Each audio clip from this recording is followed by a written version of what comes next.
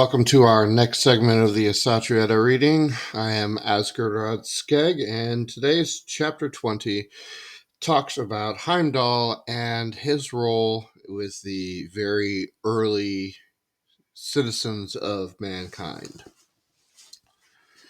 Heimdallr, god of the pure and holy fire, was chosen to be the teacher of the humans soon after he was born.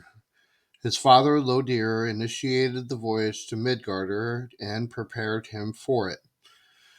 Heimdallr is counted among the Vanir because he, though his 9 mothers at Grotai's Mill's rods, was brought into the light of day on Jormungand's outer western zone on the other side of the World Sea where the Vanir live. For this important mission, the child had to be equipped with strength, wisdom, and fortitude. Because of this, he was allowed to drink the same 3 liquids that water Yggdrasil's roots, namely those in the 3 subterranean wells. The first drink the child received was from Udabrunner, which gave him might from its strengthening elixir. After this, he was taken to Mimmisbrunner and obtained a drink of the mead of wisdom and inspiration. From there, the child journeyed to the Helvergamir well to drink of its cold, hardening waters. Thus the boy was empowered with Udarmagen, or Svarkaldor Seir, or Sona Dreiri. By the strand of Vanaheimr, a boat was made in order for Heimdallr to travel to Midgard. The boat was decorated with gold rings and other ornaments, and the boy was laid in it while he, after receiving the drinks, slept. Next to him laid the fire auger with which the holy Nod-Elder could be obtained.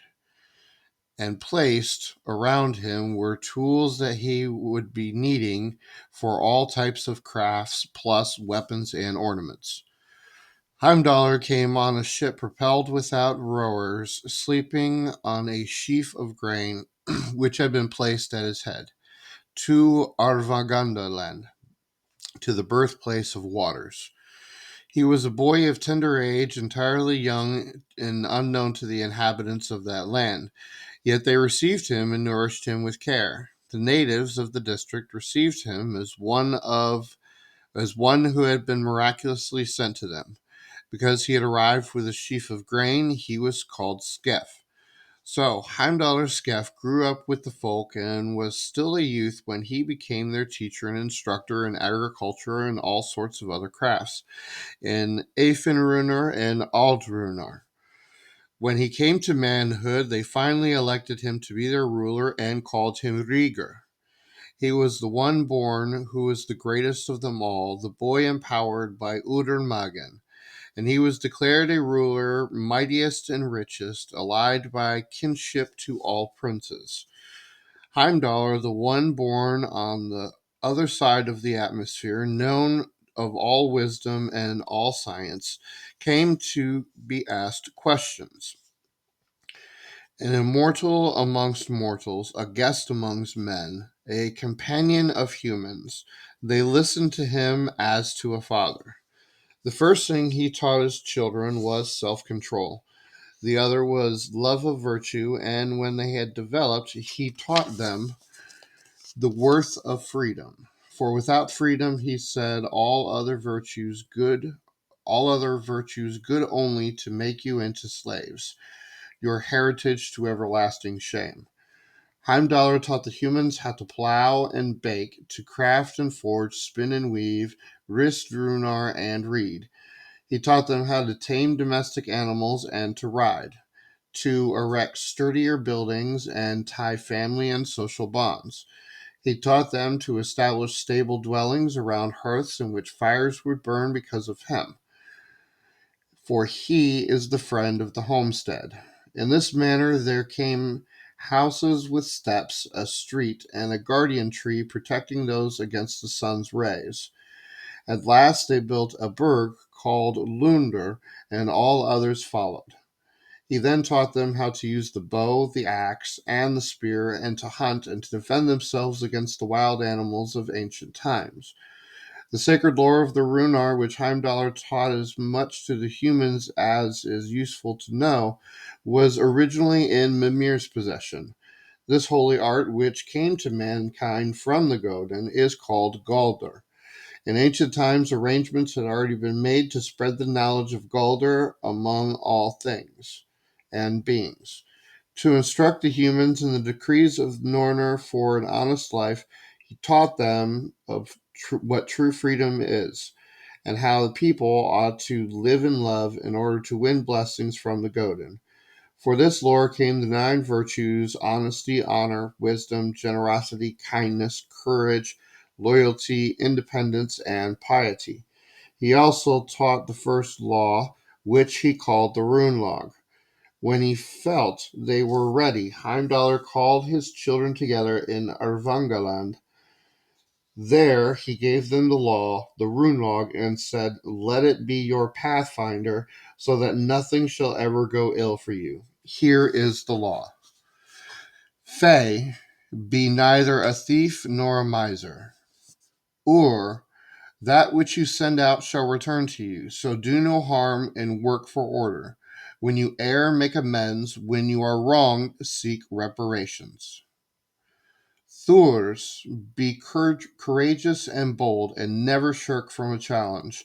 In your lives, face the decrees of the Nornr with a strong and valiant heart. As, journey on the paths of power with respect and devotion for the Godin and the ideals, institutions, and traditions that represent their divine might. Read, one must be careful when traveling about, retaining our standards of nobility and using wisdom in unfamiliar situations.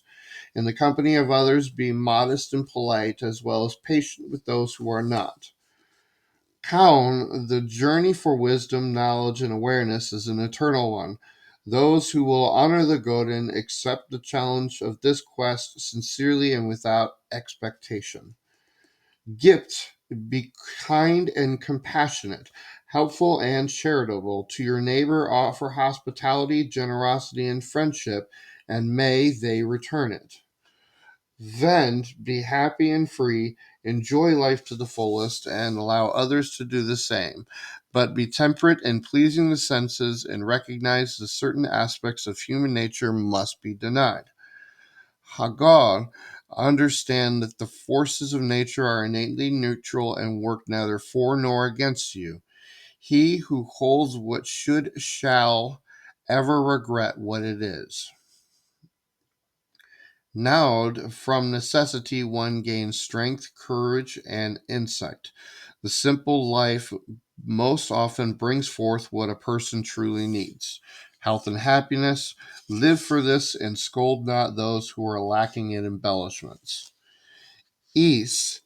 Only the disciplined can be truly strong, and only the strong can be disciplined.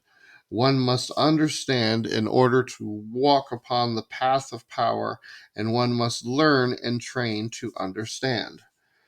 Be responsible and industrious. Never shirk from obligated duties. Life is rewarding for those who will toil for its benefits. Ir, give honor to your ancestors and have care and respect in your treatment of the bodies of the dead. Give the praise to them that you hope to have after death. Perod, he is wise who will give good advice. Listen to good advice. And noble who will scorn the bad. Hear the counsels of the Godin and Nornr and learn.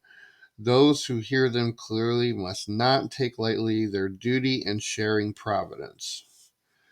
Edgar, the strong, must protect the weak, who especially by never being cold-hearted coward, who would oppress or harm them. Soul, be always a peacemaker, willing to help others settle their own disputes, and acceptant of the aid to resolve your own. You shall fight only when all else fails. Tyr, be honest and true, except when to punish a lie for a lie, and keep all promises, oaths, and vows at all costs.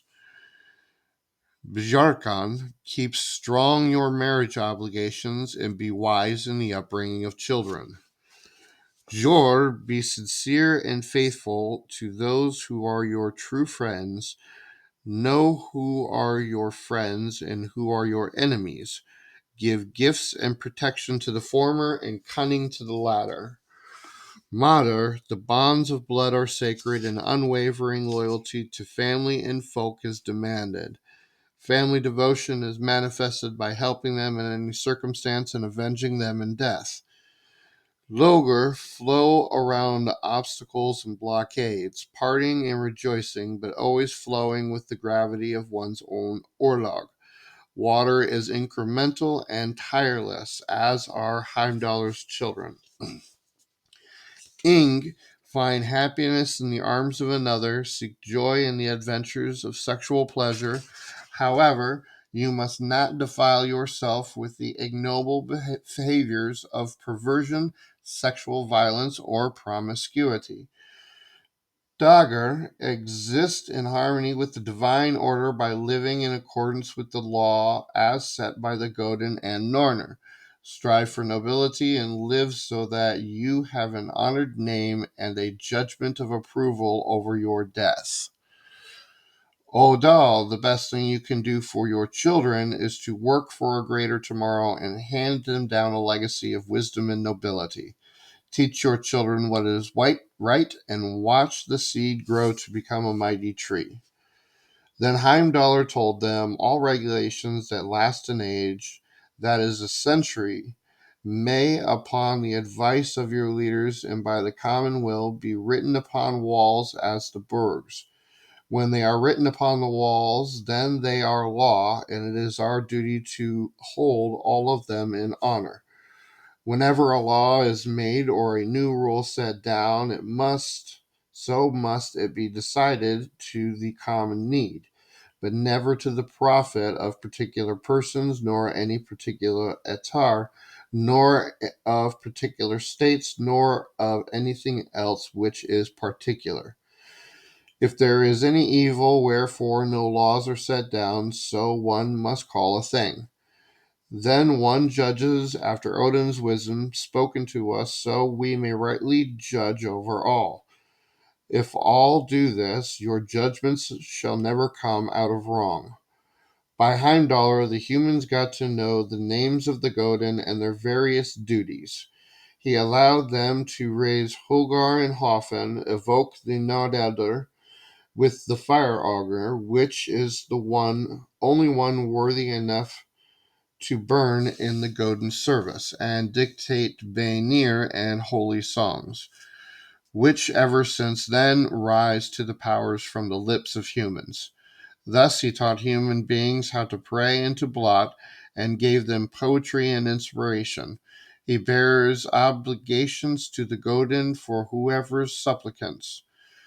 Heimdallr bestows a blessing on each pious man and opens wide the doors for him. His fire carries sacrifices to the Godin as well as brings the higher elements of men to Heimdallr after they die. He is the herald of all of the Godin, the offer bearer, and the lord of the sacred rites. The land of Heimdallr established on his realm is called Svidjord, named after Odin Svidr. Before the bad time came, Svithjod was the most beautiful land of the world. The sun rose higher, and there was seldom frost. On the trees grew fruits and nuts, which are now lost. Among the grass seeds there is barley corn, oats, and rye, but also wheat, which looked like gold and which one could bake under the sunbeams. Years were not counted, for 1 year was a blith as another.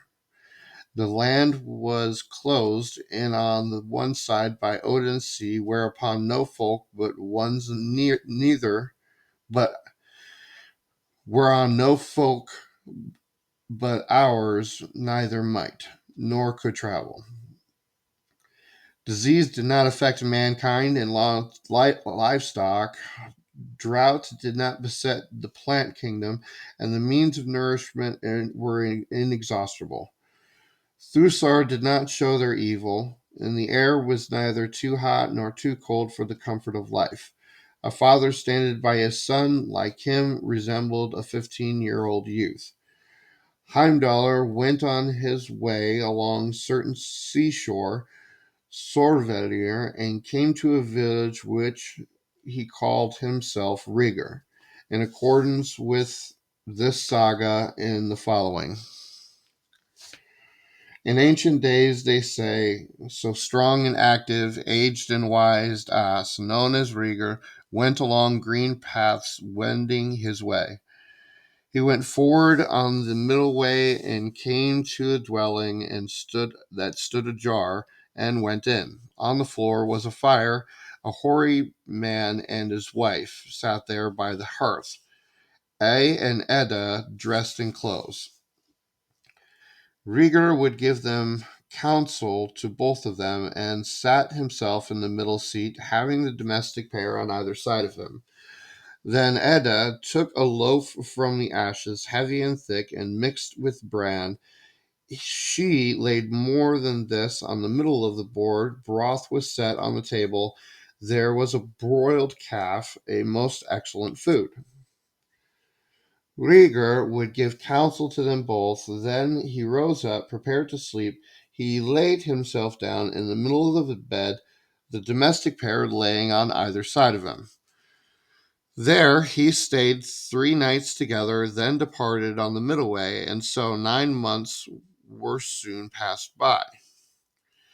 Edda bore a son, and they sprinkled him with water, wrapped with dark skin in cloth, and named him Threo. His skin was wrinkled and rough on the hands, his knuckles knotted, his fingers thick, his face ugly, his back twisted, and his heels big. He grew up and thrived well. Then he began to prove his strength. He bound bast ropes and carried loads, bore home faggots, and whole the day long. Then a woman with crooked legs came to their home. Their soles were dirty, her arms sunburned, her nose was flat, and her name was Thai. She sat herself in the middle seat.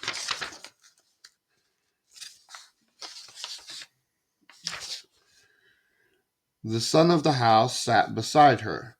They whispered and laughed and prepared the bed. Threo and Thai till the day was through.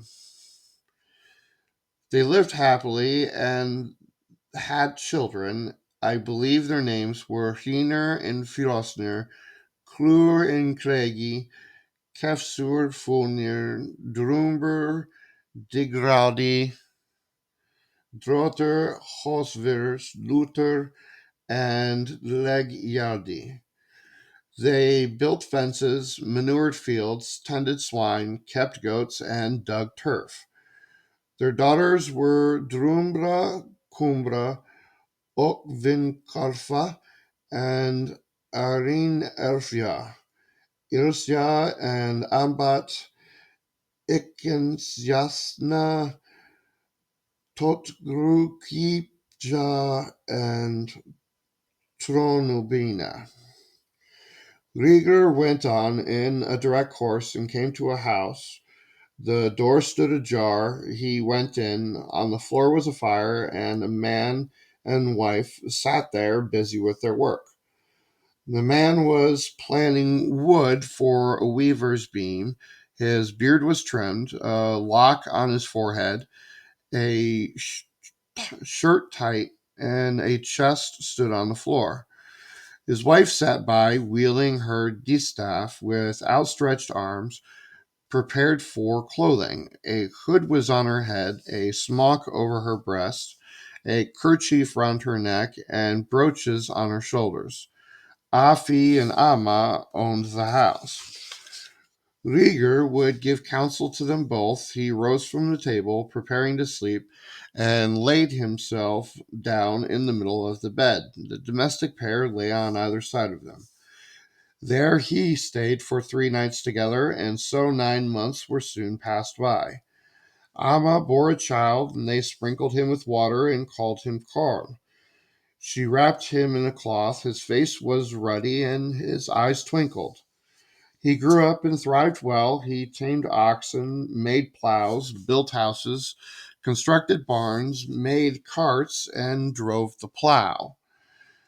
In a wagon that brought a bride for Karl dressed in goatskins with dangling keys, her name was Snore. She sat under a veil. They prepared a home and exchanged rings. They decked the bed and formed a household.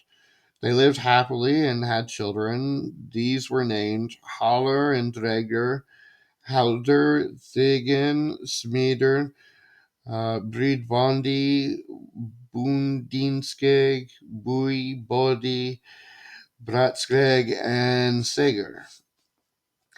Their daughters were known by other names: Snot, Bruder, Svani, Svari, Spaki, Fjord, Sprund, and Vift, Fima, Gristil, and thence had come the race of the Collar. Rigr went thence in a direct course and came to a house. The door stood to the south, standing wide open, and a ring was on the doorpost. He went in. There was straw on the floor. A couple sat facing each other, Fadir and Modir, playing with their fingers.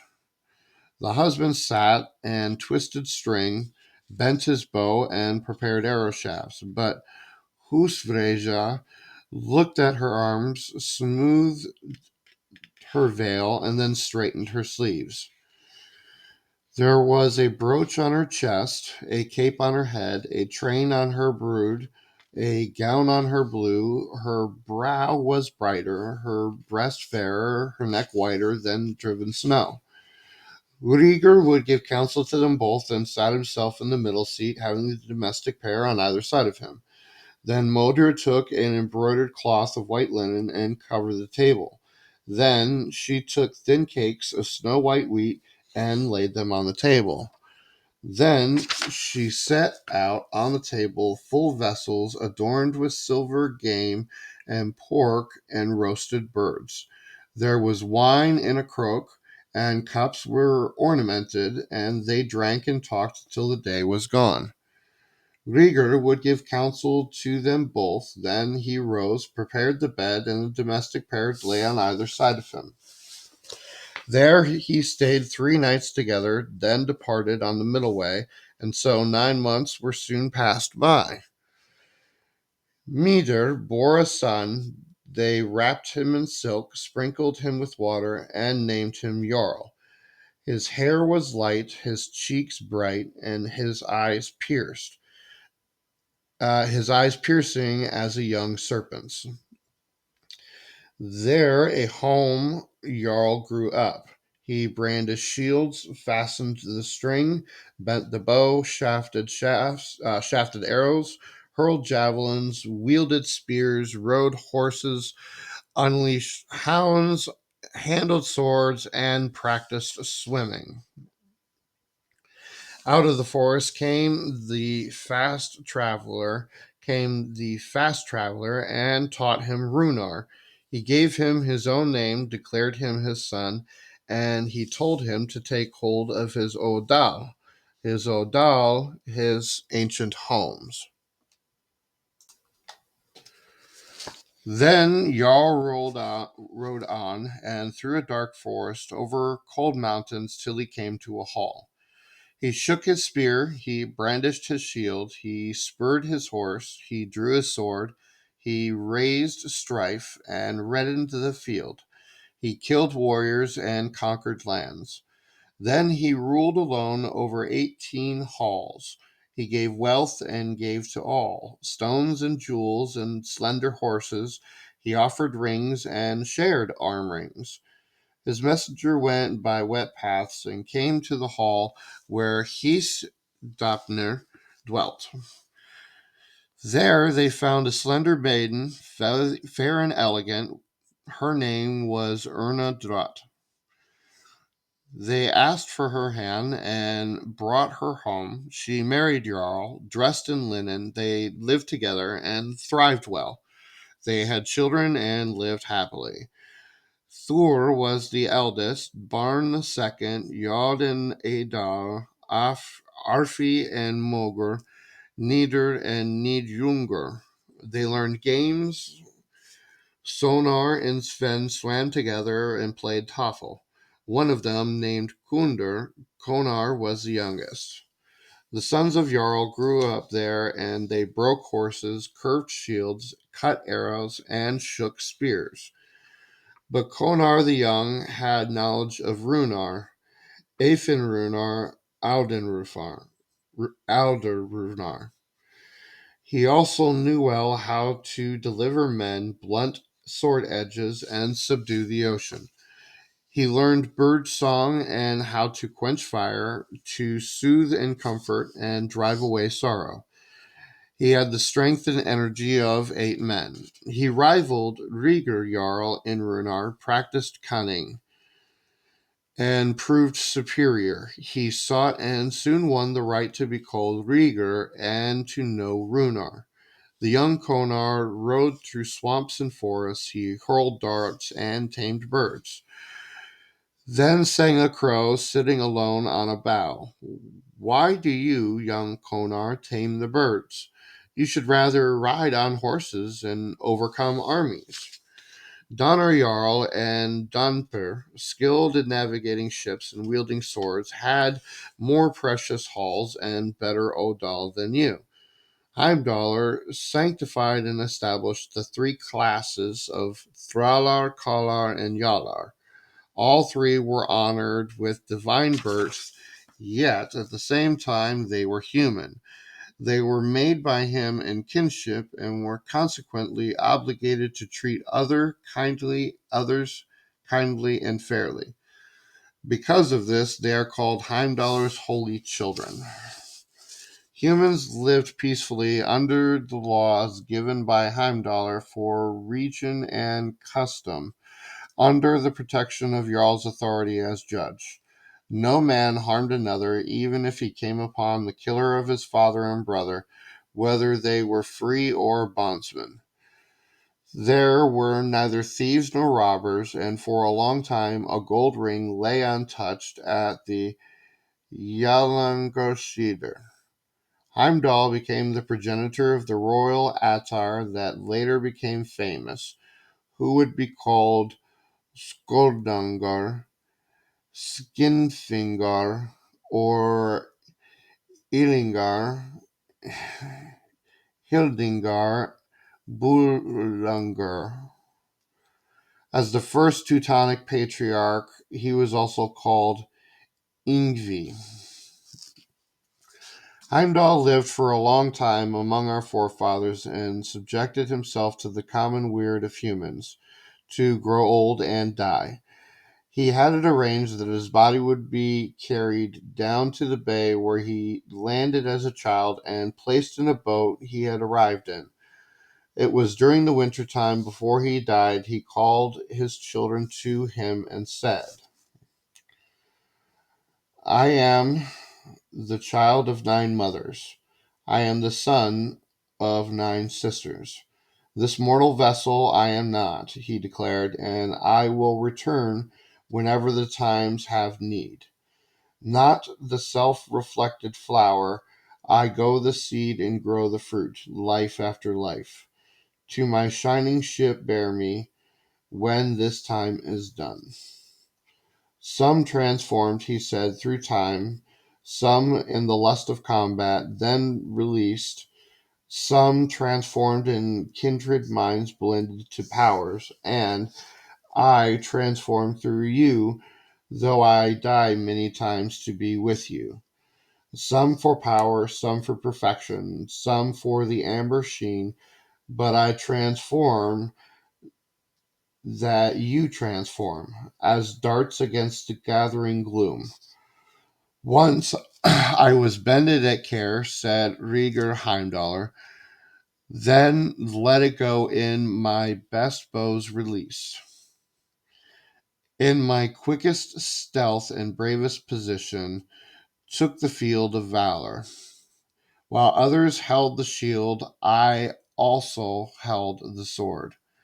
Heimdallr taught the Jarl and Konar how to use the fire auger, and they were the first humans to use its pure flame. Then he struck up the Fodic and said, Upon Jarl have I put all of my hope. Therefore must you take him to be your ruler. Follow my advice, then he and all pious folk who follow him shall remain my children. Then shall the Fodic, which I have struck up for you, never go out. The light shall the light there shall everlastingly lighten your brain, and you shall then remain free, even from unfree powers, as your sweet rain streams from the salt water of the endless sea. Sturdy Skefheimdallr fared forth at the fated moment to the Godin's shelter.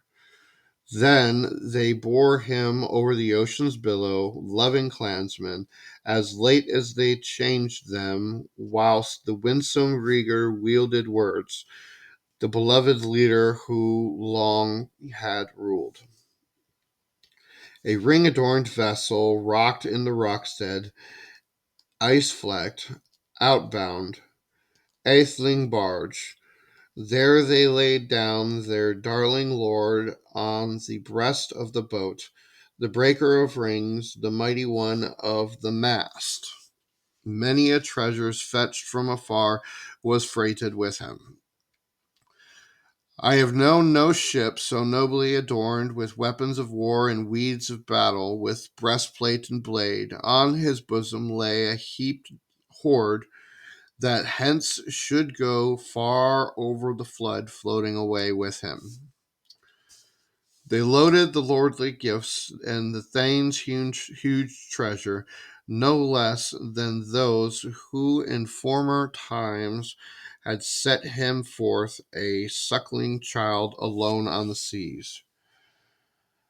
High over his head they hoist the standard, a gold-woven banner. They let billows take him, give him to the ocean.